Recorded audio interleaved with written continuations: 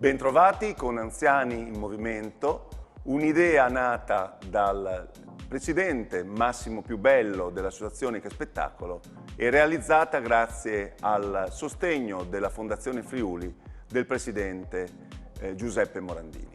Oggi abbiamo qui con noi la dottoressa Sara Ferrarese, esperta in scienze motorie e laureata all'Università degli Studi di Udine, che ci proporrà dell'attività fisica da svolgere da sdraiati, supini o proni, dunque a terra. Ci basta una semplice stuoia, un tappetino o anche un tappetto, una coperta, nulla di più, ed è sempre un po' rivolta questa attività, viene denominata attività fisica adattata, per cui realizzabile da tutte le persone adulte e anziane anche con ridotte, diciamo, capacità funzionali dal punto di vista motorio. Per cui andiamo a definire un'attività di ginnastica dolce. Io non ti rubo tempo, possono partire i nostri telespettatori e per cui regaliamo a tutti 10 minuti di attività fisica da poter svolgere in massima sicurezza. Ci mettiamo a terra stendendoci a pancia in su, quindi pieghiamo le ginocchia, piedi a terra, larghi quanto il bacino, braccia distese lungo i fianchi e ci posizioniamo bene in maniera da far scivolare le dita verso i talloni. Non richiamatele alle spalle, ma il più possibile le dita vicino ai talloni. Le scapole a contatto con il pavimento e il terzo occhio, quello che abbiamo sul collo, deve rimanere aperto a guardare il soffitto.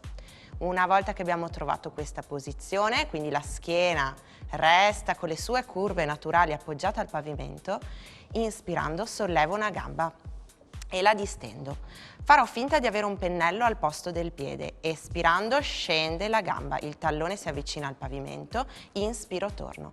Il pennello che ho sul piede mi consente di disegnare una linea dritta alla parete, dal soffitto alla parete avanti a me. Scendo, fuori l'aria, dentro l'aria.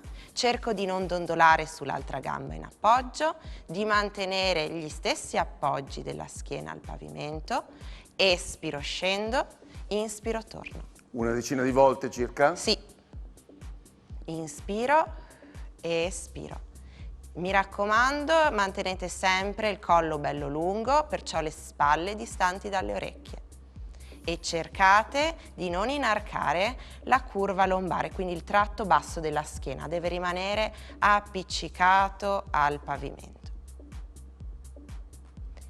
Terminato, fletto il ginocchio verso il petto, espiro, distendo cosce parallele e allungo la gamba verso la parete avanti a me, come se ci fosse una persona a tirare la gamba e quindi come se ogni ripetizione potessi far crescere la mia gamba di 1 centimetro.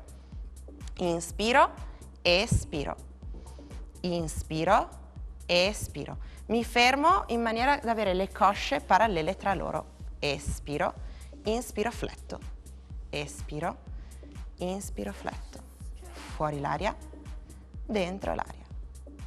Ok, e quindi l'esercizio successivo sarà il disegnare questa volta una pedalata, quindi bicicletta con la gamba.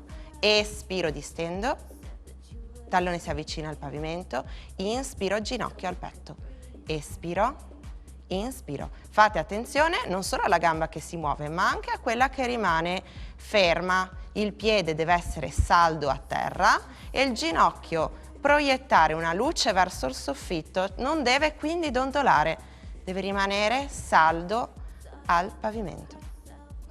Inspiro, espiro, distendo. Io non intervengo perché ogni parola è preziosa, sono tutta una serie di esercizi, di parole che vanno a supportare in maniera importante questi movimenti che vi sta promuovendo la dottoressa Sara Ferrarese. Brava Sara. Quindi fletto, riappoggio il piede a terra nello stesso punto in cui l'ho sollevato, distendo l'altra gamba e verso il soffitto scendo uguale, fuori l'aria, disegno la mia linea dritta alla parete avanti a me, scendo, inspiro, torno, espiro, scendo, inspiro, torno, espiro, scendo, inspiro, torno. Quindi ricordatevi, non solo controllo la gamba attiva che sta compiendo il movimento, ma anche l'azione della gamba che rimane a terra e della schiena che deve mantenere, ricordo bene, le sue curve naturali.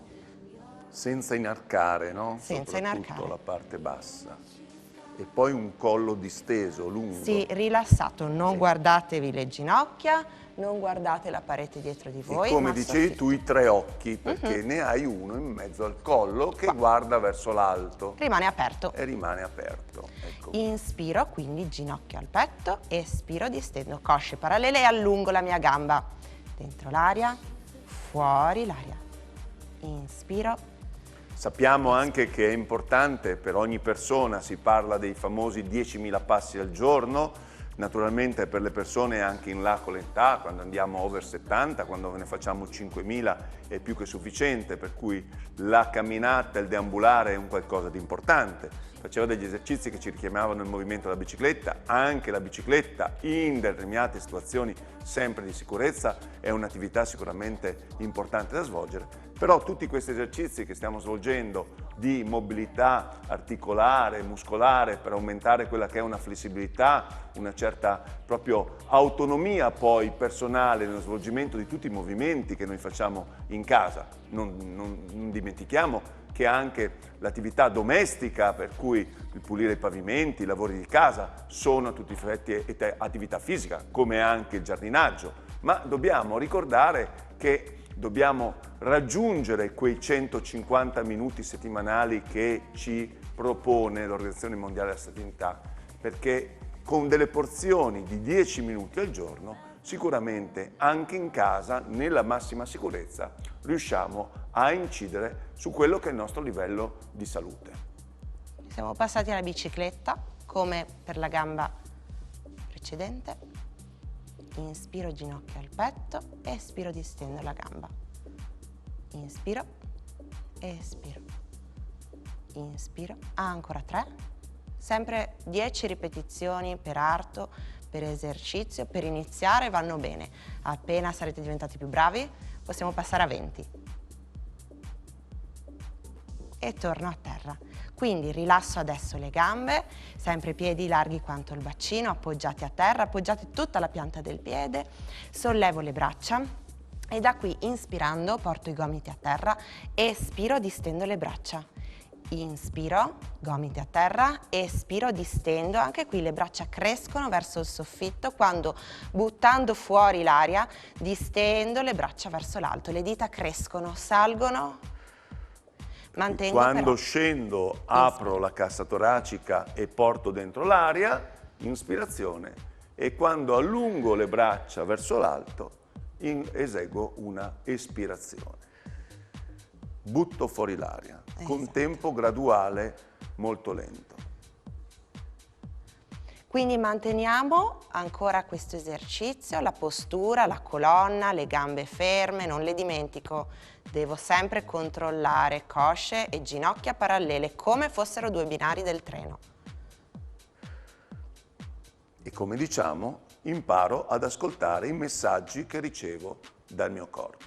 Se per caso sentissi degli indolenzimenti, un qualcosa, mi fermo, ma sono tutti movimenti di ginnastica che possiamo definire dolci. Bene, abbiamo ancora un 3 minuti da proporre di ginnastica. Quindi tengo le braccia distese, dita sempre a indicare il soffitto. Questa volta stringo sotto l'ascella, come se ci fosse una matitina sotto di me. E quindi senza piegare i gomiti, schiaccio sotto l'ascella, sento le scapole premere al tappeto e rilasso. Il resto del corpo, le gambe, la colonna sono ferme. Inspiro. Per cui, Sara, devo sentire le scapole che si appiattiscono al tappeto? Sì, devo sentire proprio premere le scapole al pavimento, il contatto bello forte. Ancora. Inspiro, espiro. Non ho mai piegato i gomiti durante questo esercizio.